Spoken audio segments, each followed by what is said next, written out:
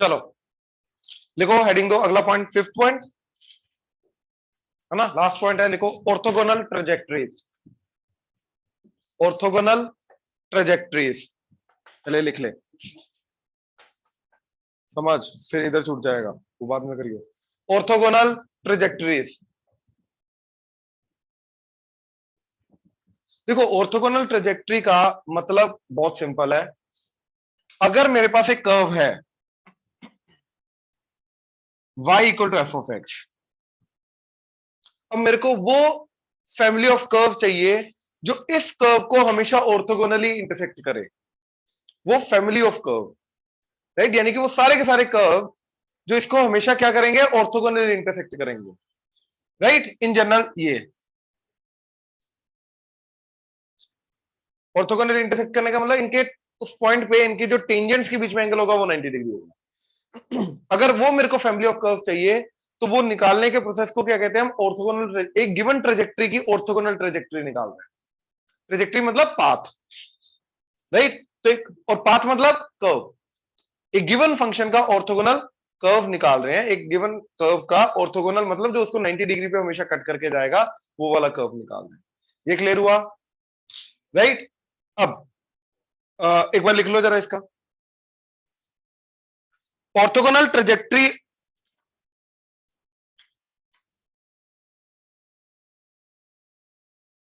of a family of curves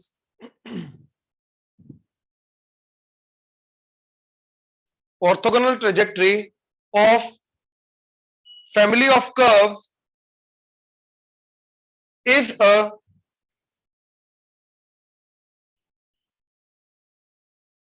family of curves is a family of curves, दो बार आया ये word, ठीक है ना, ये पर्टिकुलर, ठीक है ना, family of curves each member of which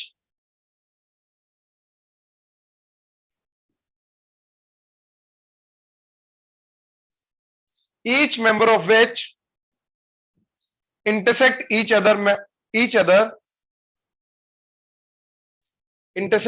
other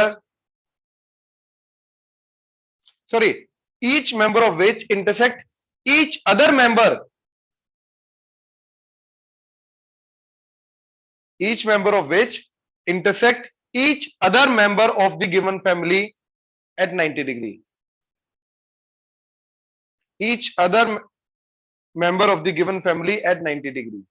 मैं दोबारा लाइन बोल रहा हूं, orthogonal trajectory of a family of curves is a family of curves each member of which intersect each other member of given family at 90 degree, ठीक है। Basically जो given भी होगा वो भी क्या होगा, फैमिली ऑफ कर्व्स होगा। अब उनके ऑर्थोगोनल भी जो आएगा वो भी क्या होगा, फैमिली ऑफ कर्व्स। तो एक फैमिली के ऑर्थोगोनल क्या बनेगा, फैमिली ऑफ कर्व्स। अब इसका आगे हमने क्या बोला है कि एक गिवन फैमिली का ईच मेंबर जो होगा वो दूसरी वाली के हर एक के साथ 90 डिग्री बनाए, राइट। अब इसके अंदर होगा क्या कि एक फैमिली ऑफ कर्व हमें दिया होगा, राइट, और उसका ऑर्थोगोनल ट्रेजेक्टरी हमें निकालना पड़ेगा, यानी कि उसका family of curve, orthogonal family of curve निकालना रहेगा, ठीक है। बहुत सिंपल सा प्रोसेस है, प्लीज ध्यान से देखना। देखो अगर इसका इस पॉइंट पे डेरिवेटिव y डैश है तो ऑर्थोगोनल वाले का डेरिवेटिव क्या रहेगा, -1 बाय, और पास तो वो यहीं से करेगा x, y से, ये समझे। तो दोनों के सिर्फ y डैश में फर्क है, इसके अलावा और कोई फर्क नहीं, ठीक है। अब करना क्या है, जो तुम्हें फैमिली ऑफ कर्व्स गिवन है इसका डिफरेंशियल इक्वेशन निकालो। अब उसके अंदर x y and y dash आएगा, राइट। अब क्योंकि इस पॉइंट का x एंड y तो कॉमन है तो x एंड y को नहीं छेड़ेंगे, लेकिन y क्या हो जाएगा, -1 बाय y डैश, तो y डैश की जगह -1 बाय y डैश डाल दो, तो वो जो डिफरेंशियल इक्वेशन बन के आएगी वो किसकी डिफरेंशियल इक्वेशन होगी, ऑर्थोगोनल वाले की। उसको इंटीग्रेट कर दो तो तुम्हारा ऑर्थोगोनल कर्व आ जाएगा। एग्जांपल, मान लो x square plus y square, x square minus y square that is equal to r square. अब इसका ऑर्थोगोनल ट्रेजेक्टरी निकालना है। अब जैसे जैसे आर चेंज करेगा जो भी बनेगा ये फैमिली ऑफ कर्व्स बनेगा। ये क्या रहेगा वैसे, हाइपरबोला, ठीक है, रेक्टेंगुलर हाइपरबोला होता है वैसे, ये आगे कॉम्पिटिटिव बैच में आ जाएगा, ठीक है। अब सबसे पहले इसका डिफरेंशियल इक्वेशन निकाला इसको हटाने के लिए, आर्बिट्ररी कांस्टेंट को हटाने के लिए क्या आ गया 2x minus 2y y dash that is 0। तो ये उधर गया तो 2x equal to 2y y dash 2 कटा तो x is equal to y y dash.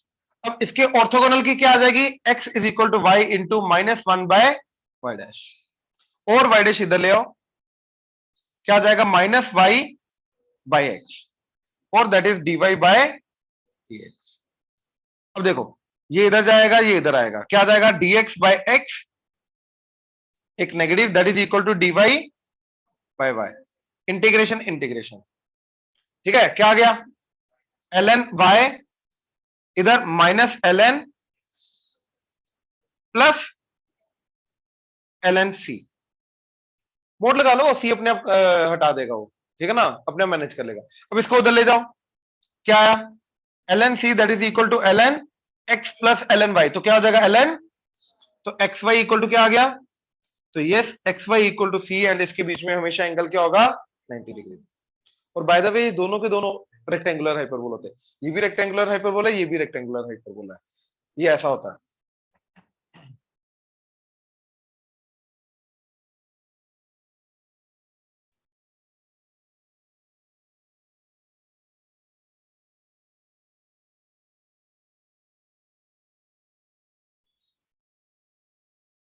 ये वाला जो आया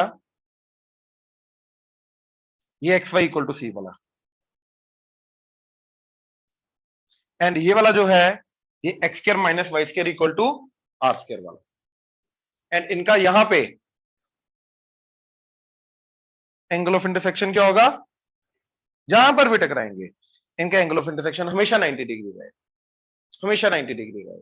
हमने टेंजेंट एंड नॉर्मल में एंगल ऑफ इंटरसेक्शन देखा था राइट तो क्या कर सकते हैं कि इसका डेरिवेटिव निकाला इसका डेरिवेटिव निकाला दोनों का प्रोडक्ट क्या हो जाना चाहिए -1 कर लो आएगा -1 वही से तो आया ये इसका -1 बाय m करके तो आया ये तो ऑब्वियसली -1 तो प्रोडक्ट आएगा ही आएगा डेरिवेटिव का ये समझे ये ऑर्थोगोनल ट्रेजेक्टरी निकालने का तरीका हो बहुत सिंपल सा प्रोसेस है ठीक है लिखो मेथड एग्जांपल बाद में लिखना पहले लिखो method.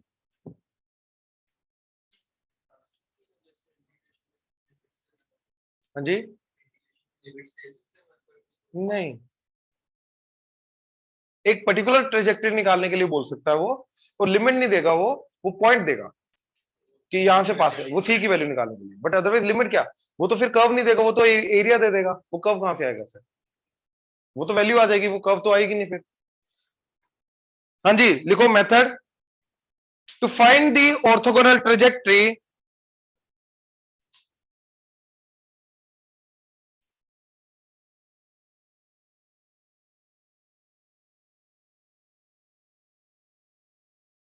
replace y dash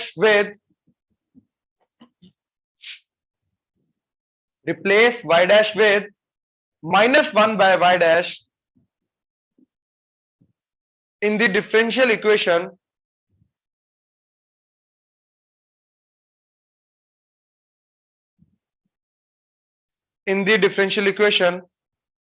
and solve it।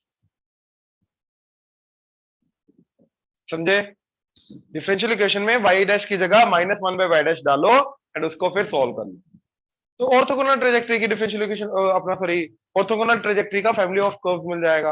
अब ये एग्जांपल नोट करो इसका हमें ऑर्थोगोनल ट्रेजेक्टरी निकालना राइट तो ये प्रोसेस है सारा का सारा ये आया फाइनल आंसर ठीक है क्लियर हुआ इसका डिफरेंशियल इक्वेशन निकाला और इसके डिफरेंशियल इक्वेशन में y डैश की जगह -1 by y डैश डाल दिया और फिर सॉल्व कर लिया मतलब इंटीग्रेट कर लिया। सॉरी अरे पॉइंट है ना पॉइंट तो कॉमन रहेगा ना इनका उसी पॉइंट से पास करें ना x, y से दोनों कर्व तो x, y कैसे चेंज होगा फिर y डैश में चेंज आ रहा है बस समझ पास तो सेम पॉइंट से कर रहे हैं ना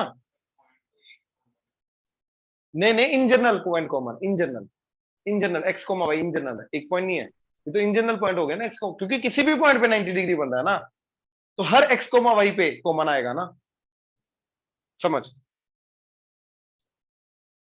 ठीक है जिनका हो जाए वो इसका निकालो x square plus y square equal to r square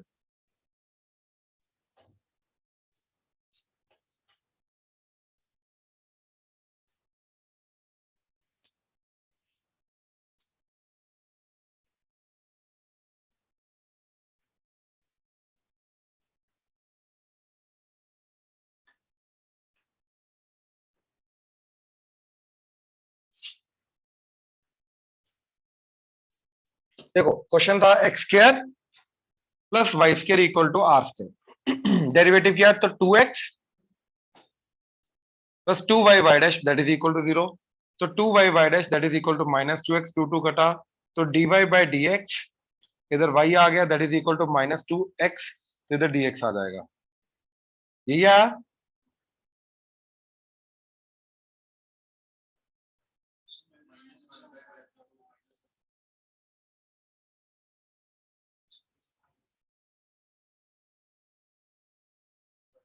अब अच्छा, अभी तक मैंने एक्चुअली में y डैश को वो डाला है, अब डालूंगा, ये आई ना अभी तक y डैश, तो y into minus 1 by y dash that is equal to minus x, ये बने ना ऑर्थोगोनल। तो रेसिप्रोकल कर दो तो y dash by y that is equal to 1 by x, तो ये बन जाएगा dy बाय dx, तो dy by y that is equal to dx by x, integration integration, तो log y that is equal to log x plus log c, तो log y that is equal to log x into c, तो y equal to क्या आ गया cx, और y equal to mx आ गया। y equal to mx तो आता है ओरिजिन से पास करने वाली स्ट्रेट लाइन। अब ये ओरिजिनल इक्वेशन क्या रिप्रेजेंट कर रही थी, सर्कल, और कोई भी रेडियस जो होता है या डायमीटर वो सर्कल का नॉर्मल होता है, सर्कल को ऑर्थोगोनली इंटरसेक्ट करके जाएगा, और ये क्या है, ओरिजिन से पास करने वाली लाइन, और इस सर्कल का सेंटर क्या है, ओरिजिन, तो ओरिजिन से पास करने वाली लाइन कोई भी जो होगी यस उसको 90 डिग्री पे इंटरसेक्ट करके जाएगी जाएगी, तो बिल्कुल सही आंसर है। क्लियर हुआ, ऑनलाइन क्लियर है? यस चलो यस देखो,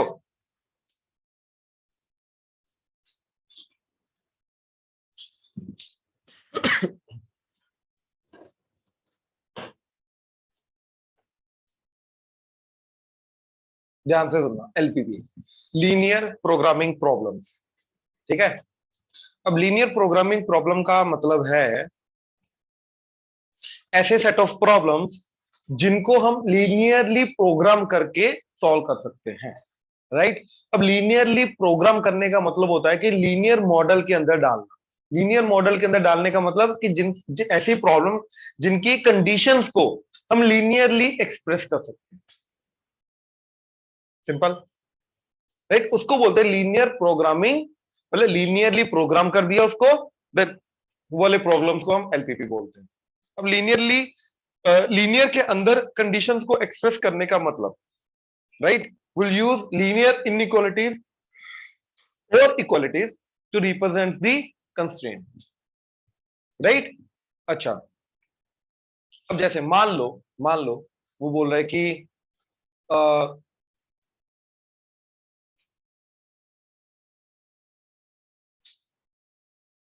देखो एग्जांपल देखो जरा,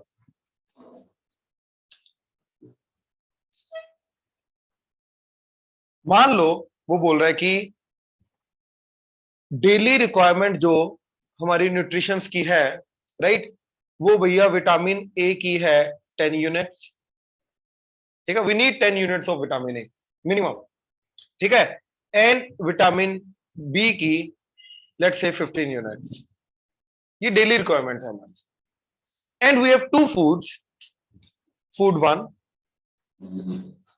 एंड फूड 2। अब फूड 1 के अंदर per kg, right, per kg food 1 के अंदर लेट्स से 6 यूनिट्स है विटामिन ए, एंड इसके अंदर 8 यूनिट्स है विटामिन ए, राइट, एंड इसके अंदर 7 यूनिट्स है विटामिन बी, एंड इसके अंदर 5 यूनिट्स है विटामिन बी। पॉइंट समझ में आया, राइट। वो ये बोल रहा है कि हमें फूड 1 फूड 2 कितनी क्वांटिटी मिले सच दैट हमारी डेली रिक्वायरमेंट पूरी हो जाए। This is not the exact question, ये अभी स्टार्ट किया मैंने, अभी मैं एग्जैक्ट पे लेके जाऊंगा, राइट। अब यार लेने को तो मैं इसका 10 किलो ले लूं, इसका 15 किलो ले लूं, क्योंकि एक केजी में अगर 6 यूनिट्स हैं तो 2 केजी में 12 यूनिट हो जाएगा, अपनी डेली रिक्वायरमेंट खत्म हो जाएगी। या 1 केजी इसका ले लो, 1 केजी इसका ले लो, टोटल रिक्वायरमेंट होगी 14, बोले टोटल कितना आया 14 यूनिट, रिक्वायरमेंट थी 10, पूरा हो गया, टोटल कितना आएगा 12, रिक्वायरमेंट है 15, अभी नहीं आया, इसका 2 केजी ले लो, दोनों रिक्वायरमेंट पूरी हो, इसका 10 केजी ले लो, इसका 0 ले लो, इसका 2 ले लो, इसका 7 ले लो, करने को तो बहुत सारे केसेस पॉसिबल है, लेकिन अपने को इस तरीके से चूज करना है कि भैया टोटल जो फूड हम ले रहे हैं उसकी कॉस्ट मिनिमम हो, मिनिमम कॉस्ट के अंदर हमें इन कंडीशंस को मीट करना है। क्या? कि हमारी डेली रिक्वायरमेंट्स पूरी होनी चाहिए। ये समझ में आया? इस टाइप के जो क्वेश्चंस होते हैं, राइट, इनको मैं लीनियरली प्रोग्राम कर सकता हूं, लीनियर मॉडल के अंदर डाल सकता हूं। तो ऐसे टाइप के क्वेश्चंस को हम क्या बोलते हैं? एलपीपी के क्वेश्चंस। ये समझे? बट किस्मत से तीन चार टाइप के क्वेश्चंस होते थे हमारे पास। एक इस टाइप के diet related problem, transportation problem, ठीक है ना, तो एक मिक्स टाइप का रहता था। बट ये स्टेटमेंट वाले क्वेश्चंस रहते थे। स्टेटमेंट वाले क्वेश्चंस के अंदर वो इसी तरीके से स्टेटमेंट देता था जिसको मैं पहले एलपीपी में कन्वर्ट करना पड़ता था, राइट।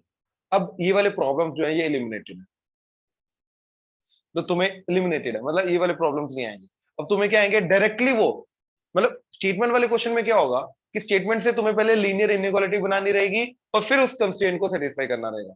अब तुम्हें डायरेक्टली इनइक्वालिटीज दे रखी होंगी, कन्वर्ट नहीं करना होगा और उसको सेटिस्फाई करना, ये अब डायरेक्ट करना। ये समझे? अब मैं इसका मेथड बता रहा हूं, मेथड क्या है और एग्जैक्टली इनइक्वालिटीज को यूज कैसे करना। मेन पॉइंट समझ गए क्या है?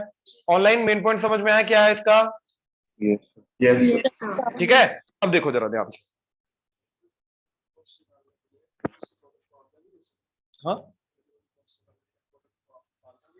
जो भी आंसर आएगा वो अपने आप आ जाएगा। हाँ हाँ, वो भी कर सकते, जरूरी नहीं है कि होल नंबर में लेना अपने को, है ना।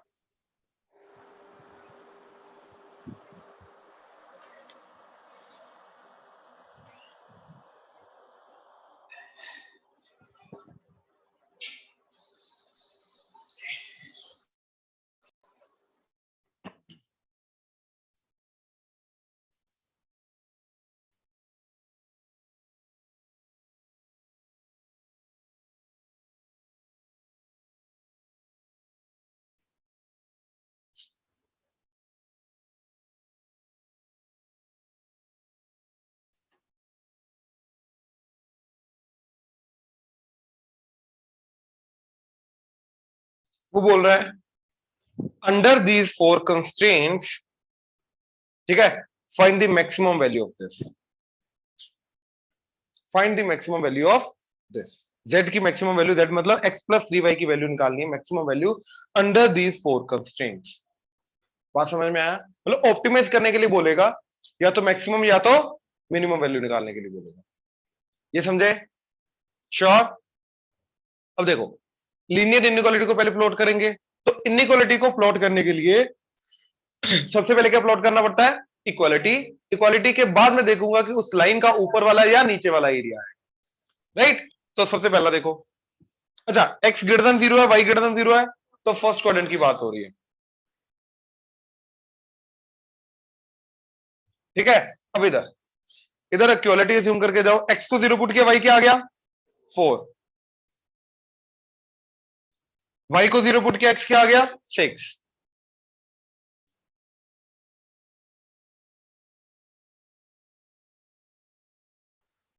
अब 0,0 पुट किया, इनइक्वालिटी। अब देखो, या तो इस लाइन का नीचे वाला एरिया होगा, या तो वो देखने के लिए मैंने किसी भी एरिया में से एक पॉइंट सेलेक्ट किया, इनइक्वालिटी में पुट कर दिया।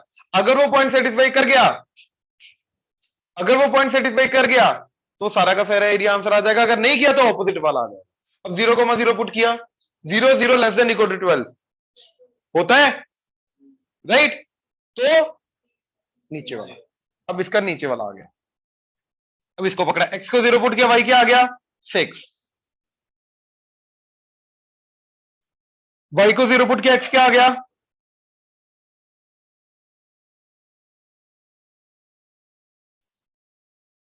अब इसमें 0,0 पुट किया, बिल्कुल कर रहा है, तो इसके भी नीचे वाला एरिया आ गया,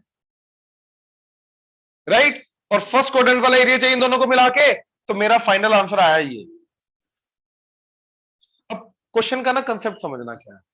under these four constraints there are infinite x, y, राइट। मतलब there are infinite x, y, जो इन चारों कंस्ट्रेंट्स को, इन चारों कंडीशन को सेटिस्फाई करने को, कौन से x, y है? ये सारे के सारे इनफाइनाइट पॉइंट्स, क्योंकि एक एरिया में कितने पॉइंट्स होते हैं x, y? इनफाइनाइट। तो there are infinite x, y points जो कि इन चारों कंडीशन को सेटिस्फाई करते हैं। अब वो सारे के सारे इनफाइनाइट पॉइंट्स को जब मैं इसके अंदर डालूंगा तो ये वेरी करेगा, कभी ना कभी ज्यादा, कभी ना कभी कम आएगा। वो जो सबसे ज्यादा वाला पॉइंट है वो निकालना आपको। ये क्वेश्चन है, समझ लो।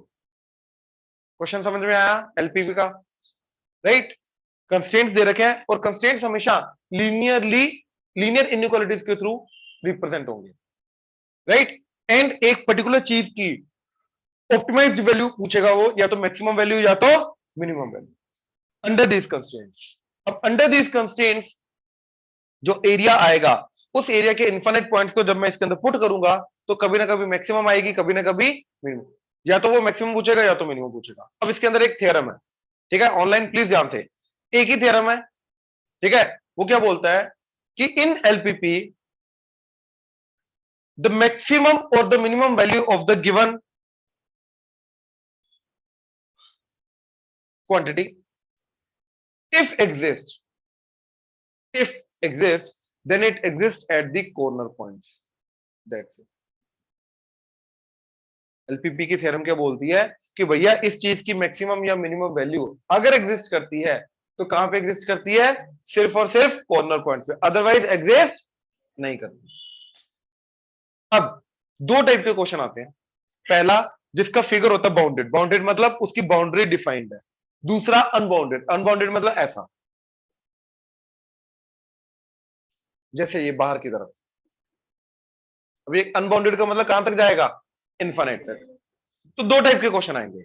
अब बाउंडेड वाले के अंदर तुम हमेशा मैक्सिमम या मिनिमम वैल्यू निकाल सकते हो, अनबाउंडेड के अंदर वो एग्जिस्ट कर भी सकती है, नहीं भी कर, वो तब अनबाउंडेड के अंदर देखेंगे। अभी हम बाउंडेड का एग्जांपल लेके जा रहे हैं, ठीक है। तो इसके अंदर करेगी करेगी, तो इसलिए थ्योरम क्या बोलती है कि भैया जिस चीज की मैक्सिमम या मिनिमम वैल्यू निकालनी है, राइट, अब इस चीज की मैक्सिमम या मिनिमम वैल्यू अगर बाउंडेड एरिया है, राइट, तो इसके कॉर्नर पॉइंट्स पे एग्जिस्ट करेगी, अदरवाइज नहीं करेगी। मतलब इसी कॉर्नर पॉइंट्स पे करेगी, मैक्सिमम भी मिनिमम भी, राइट। तो वो निकालने के लिए हमें क्या करना पड़ेगा, जितने भी जो भी हमारा पॉलीगन बना, उस पॉलीगन के हमें क्या निकालने पड़ेंगे, कॉर्नर पॉइंट्स। और उन सारे के सारे कॉर्नर पॉइंट्स पे हमें इसको क्या करना पड़ेगा, इवैल्यूएट। जहां पे सबसे ज्यादा वैल्यू आई वो आंसर, अगर मैक्सिमम ढूंढना है। जहां पे सबसे कम वैल्यू आई वो आंसर, अगर हमें मिनिमम वैल्यू ढूंढनी। अभी हमें मैक्सिमम वैल्यू चाहिए,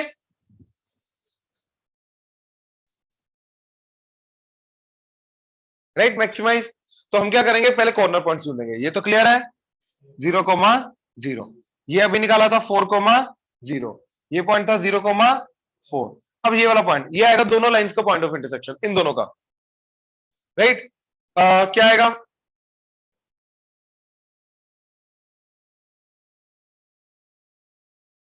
देखो इसको 2 से डिवाइड कर दिया, क्या आ गया, x plus 3/2 that is equal to 6, 3/2y that is equal to 6। इसको 3 से डिवाइड कर दिया तो x plus 2/3y that is equal to 4, 3 से डिवाइड करके ना।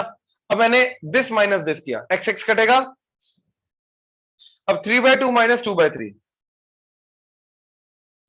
Into y that is equal to this minus this 2, क्या आ गया, 9 minus 4 5y/6 that is equal to 2। तो y क्या आ गया, 12/5। तो y आ गया 12/5, ये क्लियर है।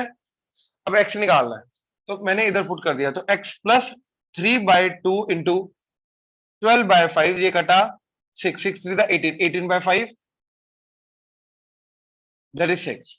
ये उधर जाके माइनस 18/5, तो क्या आ जाएगा 12/5। तो x भी क्या आ गया, तो ये पॉइंट आ गया 12/5, 12/5। अब इन चारों पॉइंट्स पे, राइट, हम क्या करेंगे, इसकी वैल्यू निकालेंगे, ठीक है। तो a b c d। अब a पॉइंट पे z की वैल्यू, a पॉइंट पे क्या आ रही है, 0,0 पुट करना है, तो 0 0 0। b पॉइंट पे z की वैल्यू 4,0, इधर 4 पुट किया, इसका 0, तो क्या आ गया 4। c पॉइंट पे 12/5, 12/5, तो 12/5 plus 3 into 12/5 that is 36/5 that is 48/5। 48/5 कितना हो गया, 9.6, 9.6, ठीक है। एंड डी पॉइंट 11 वाला कौन था तुम में से, अच्छा नहीं 11 वाला भी था, नहीं नहीं वो ये था, अच्छा 0,4। तो 0 एंड 4 3 दा 12, तो मैक्सिमम वैल्यू कहां पे आई, डी पे। तो इसकी मैक्सिमम वैल्यू कब एग्जिस्ट करेगी, when x will be 0 and y is under these constraints बात करें। क्लियर हुआ? ऑनलाइन क्लियर हुआ? Yes, sir. Yes, sir. Yes, sir. ठीक है, इसके अंदर हेडिंग दे दो केस 1, एलपीपी के अंदर हेडिंग दे दो केस 1 बाउंडेड एरिया।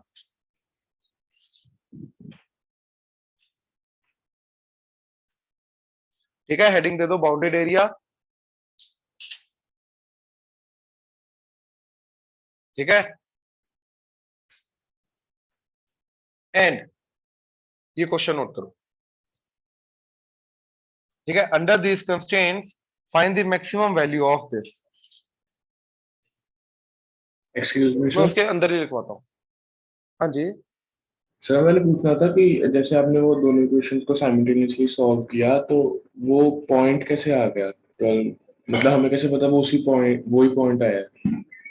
नहीं, साइमल्टेनियसली सोल्व करके जो एक्स एंड वाई आते हैं वो पॉइंट ऑफ इंटरसेक्शन होता है ना Dhruv. Okay okay yes sir. ठीक,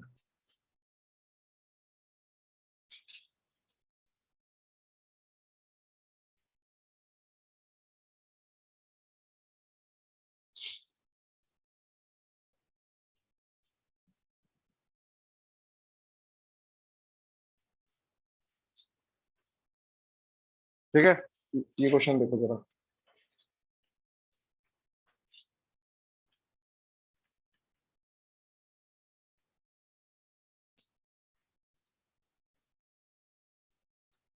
हाँ क्या? हाँ, मैं लिखवाता हूँ।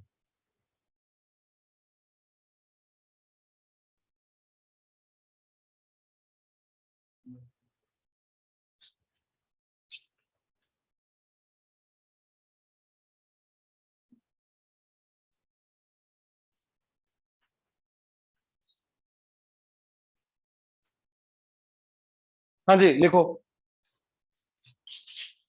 Late R be the feasible region, theorem जिसके अंदर काम करती है। Let R capital R be the feasible region for a linear programming problem, feasible region for a linear programming problem, and z is equal to ax plus by, z is equal to ax plus by, be the objective function, be ax plus b, z is equal to ax plus by, be the objective function। Objective function मतलब जिसको optimise करना है, जिसकी maximum या minimum value निकालनी है। ठीक है, the optimal value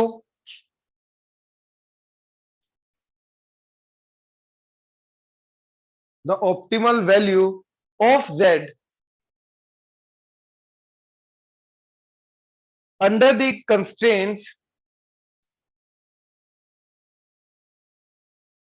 constraints represented by feasible region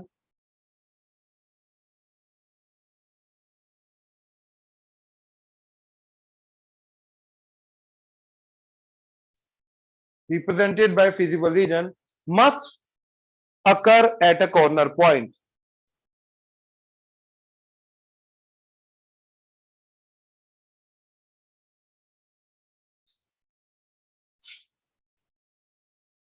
ठीक है, must occur at corner point. ये क्लियर हुआ? राइट, ये चीज थी, दैट्स इट। ये बाउंडेड के लिए आ गया, अनबाउंडेड के लिए अभी मैं लिखवाऊंगा। ठीक है, अब इसके साथ साथ ये वाला क्वेश्चन देखो जरा।